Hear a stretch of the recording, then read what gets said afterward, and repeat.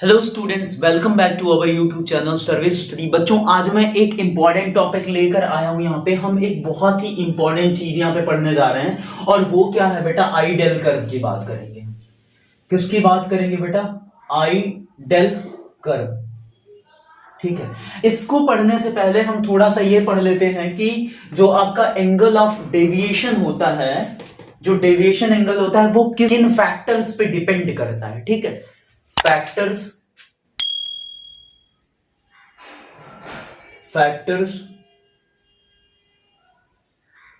on which angle of deviation depends। ठीक है, किस किस चीज पे डिपेंड करता है। ठीक है, पहला पॉइंट ये है बच्चों कि पहला जो डेविएशन एंगल है वो हमारा डिपेंड करता है किस पे। अगर मैं पहली बात करूं तो ये डिपेंड करता है रिफ्रैक्टिव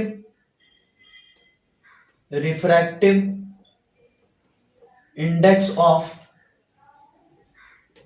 प्रिज्म। ठीक है, ये डिपेंड करता है आपका म्यूटी पे। कैसे डिपेंड करता है कि अगर हम रिफ्रैक्टिव इंडेक्स बढ़ाएंगे प्रिज्म का तो उस केस में जो एंगल ऑफ डेविएशन है वो भी क्या हो जाएगा बेटा, इंक्रीज हो जाएगा आपका।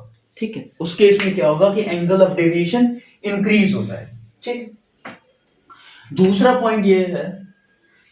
पॉइंट ये है कि ये डिपेंड करता है हमारा किस पे, वेवलेंथ ऑफ लाइट पे। वेवलेंथ ऑफ लाइट पे। ठीक है, मतलब कि अगर लाइट की वेवलेंथ लैम्डा अगर हम बढ़ाएंगे, तो डेल की वैल्यू क्या होगी, डिक्रीज करेगी। ठीक है, इसको आप पढ़ चुके हो 10th क्लास में, नॉर्मली आपने ये पढ़ रखा होगा। स्कैटरिंग से भी इसका थोड़ा सा रिलेशन आ जाता है। देखो, जिसकी वेवलेंथ ज्यादा होगी वो लाइट कम स्कैटर करेगी। जो वेवलेंथ होती लाइट की, अगर वो वेवलेंथ इंक्रीज करेगी तो जो लाइट का डेविएशन होगा बेटा, लाइट रेज का जो डेविएशन होगा, जो डेविएशन एंगल होगा वो डिक्रीज करेगा। ठीक है, मतलब कि मैं ये कह रहा हूं कि जो सबसे ज्यादा डेविएशन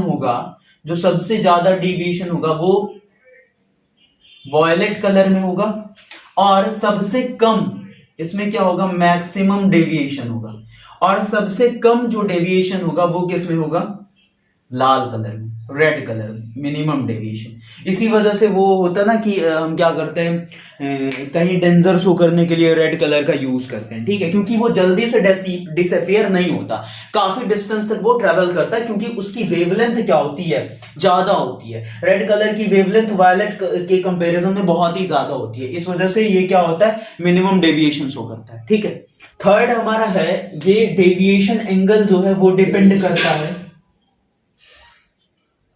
एंगल ऑफ प्रिज्म पे। ठीक है, एंगल ऑफ प्रिज्म पर भी डिपेंड करता है। किस तरीके से कि अगर हम एंगल ऑफ प्रिज्म को बढ़ाएंगे, अगर हम एंगल ऑफ प्रिज्म बढ़ा रहे हैं तो जो डेविएशन एंगल है बेटा वो भी क्या होगा, हमारा बढ़ेगा। ठीक है, जो एंगल ऑफ डेविएशन होगा वो भी बढ़ेगा। आपने फॉर्मूला पढ़ा होगा एंगल ऑफ डेविएशन का, नहीं पढ़ा तो पिछली वाली वीडियो मेरी जाकर देखो, मैं डिस्क्रिप्शन में लिंक प्रोवाइड कर दूंगा आपको।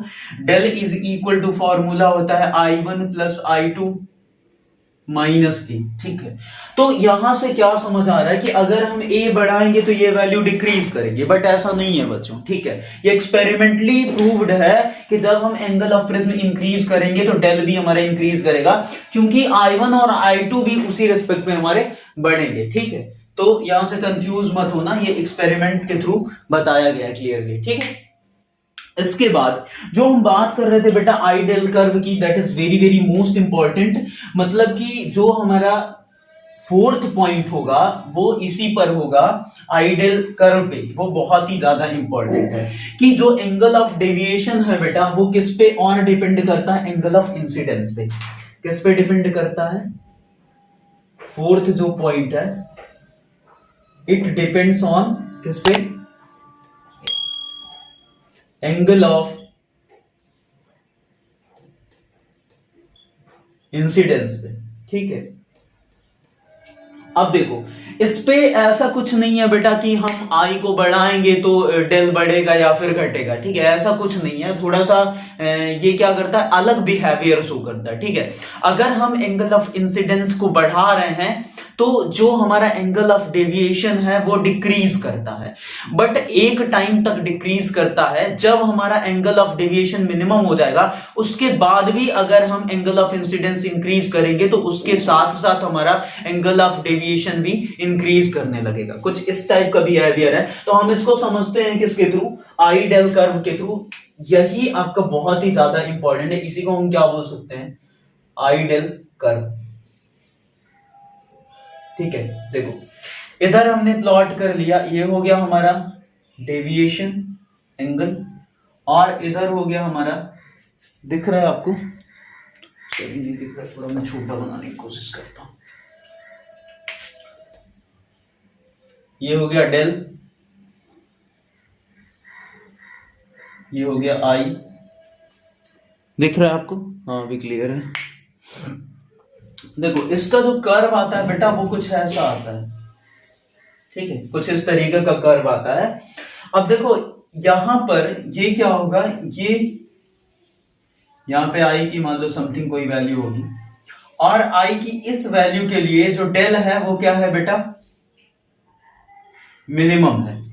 आई की इस पर्टिकुलर वैल्यू के लिए डेल क्या है, मिनिमम है, मतलब कि जो एंगल ऑफ डेविएशन है दैट इज मिनिमम बेटा, ठीक है। इसके बाद क्या हो रहा है, देखो यहां से मैं स्टार्ट करता हूं। जब हम यहां पे आई को क्या कर रहे हैं, इंक्रीज कर रहे हैं, आई यहां पे पहुंचा, ठीक है, फिर यहां पहुंचा, फिर यहां पहुंचा, तो आई जब हम इंक्रीज कर रहे हैं बेटा, बढ़ा रहे हैं, तो उस केस में हमारा एंगल ऑफ डेविएशन क्या हो रहा है, ये डिक्रीज हो रहा है। देख पा रहे हो आप, यहां पे ज्यादा था, फिर उसके बाद कम हुआ, फिर कम हुआ, कम हुआ, कम हुआ, यहां पे आकर इस पॉइंट पे जो एंगल ऑफ डेविएशन की वैल्यू है दैट इज मिनिमम हो गई, ठीक है। इसके बावजूद अगर मैं कंटिन्यूअस आई को बढ़ा रहा हूं, आगे बढ़ाता जा रहा हूं, तो आई को बढ़ाने की वजह से क्या हो रहा है बेटा, यहां पे एंगल ऑफ डेविएशन भी अब क्या हो रहा है, इंक्रीज कर रहा है। देख पा रहे होगे कि यहां पर क्या हो गया, ज्यादा हो गया, फिर ज्यादा, ऐसे बढ़ रहा है, ठीक है।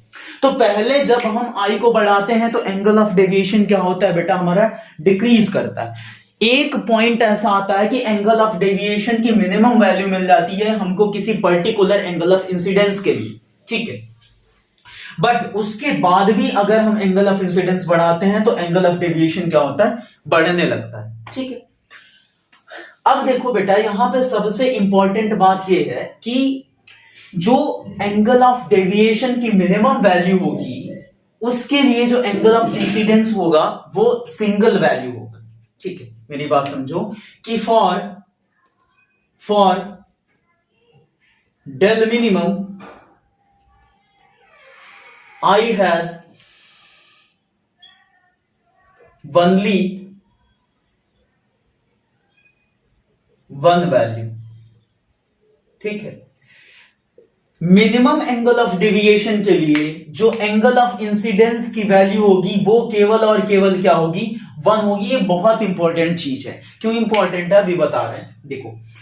और इसके अलावा डेल मिनिमम के अलावा आप डेल की कोई भी वैल्यू लोगे, ठीक है, डेल की किसी भी वैल्यू के लिए जो आई की वैल्यू होगी वो दो वैल्यूज होंगी बेटा, जो आई की वैल्यूज होंगी वो दो होंगी। जैसे कि देखो अगर मैं यहां पे डेल की वैल्यू बोलूं, यहां पे मान लो डेल की कुछ वैल्यू है जो कि मिनिमम तो नहीं है, ठीक है, और यहां पर इसके रिस्पेक्ट में मान लो कुछ i1 वैल्यू हो गई या आई हो गई, i1 ले लो, ठीक है। इसी के साथ इधर भी तो इसी डेल के लिए, इसी सेम डेल की वैल्यू के लिए आई की दूसरी वैल्यू भी एग्जिस्ट कर रही है, मान लो i2 ले लो, ठीक है। तो यहां से क्या दिख रहा है आपको कि for single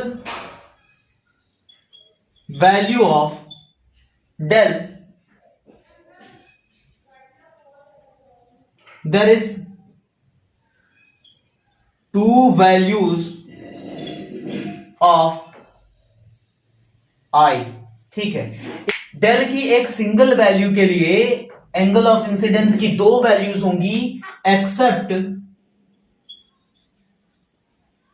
del minimum, del minimum को छोड़ दो, क्योंकि डेल मिनिमम पे आई की केवल एक सिंगल वैल्यू होगी। डेल मिनिमम के अलावा डेल की एक सिंगल वैल्यू के लिए एंगल ऑफ इंसिडेंस की दो वैल्यूज एग्जिस्ट करेंगी, ठीक है। दिस इज इंपॉर्टेंट और ये भी इंपॉर्टेंट, ठीक है। इतनी बात क्लियर है। थर्ड पॉइंट यहां पे ये लिख सकते हैं हम कि बेटा ये जो कर्व है ये आपका टोटली पैराबोला नहीं है। थर्ड पॉइंट इसी में, या ए बी सी करके लिख लो, ये ए हो गया, ये बी हो गया, और सी पार्ट हम यहां पे लिख लेते हैं। सी पार्ट क्या कह रहा है कि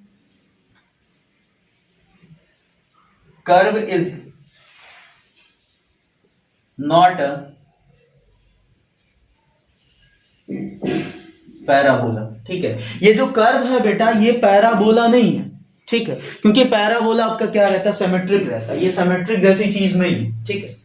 अगर यहां पर मान लो कि ये कुछ, मान लो R1 में ले रहा हूं या X1 ले लो, ठीक है, ये X1 हो गया, तो ये जो X2 होगा, ये जो X2 होगा बेटा ये सेम नहीं होगा। ये क्या होगा, X2 always greater than X1 होगा। X2 is always greater than X1 होगा, ठीक है। इस बात को आप समझो, ठीक है। तो यहां पर क्या है कि कर्व जो है वो हमारा पैराबोला नहीं है, ये कर्व क्या है, राइट साइड में टिल्टेड है। तो डी पार्ट आप लिख लो इसी में कि curve is tilted towards right, ठीक है। राइट साइड में क्या है, हमारा कर्व टिल्टेड है, ठीक है, सिमेट्रिक नहीं है, ठीक है। तो इतनी बातें क्लियर है, ओके।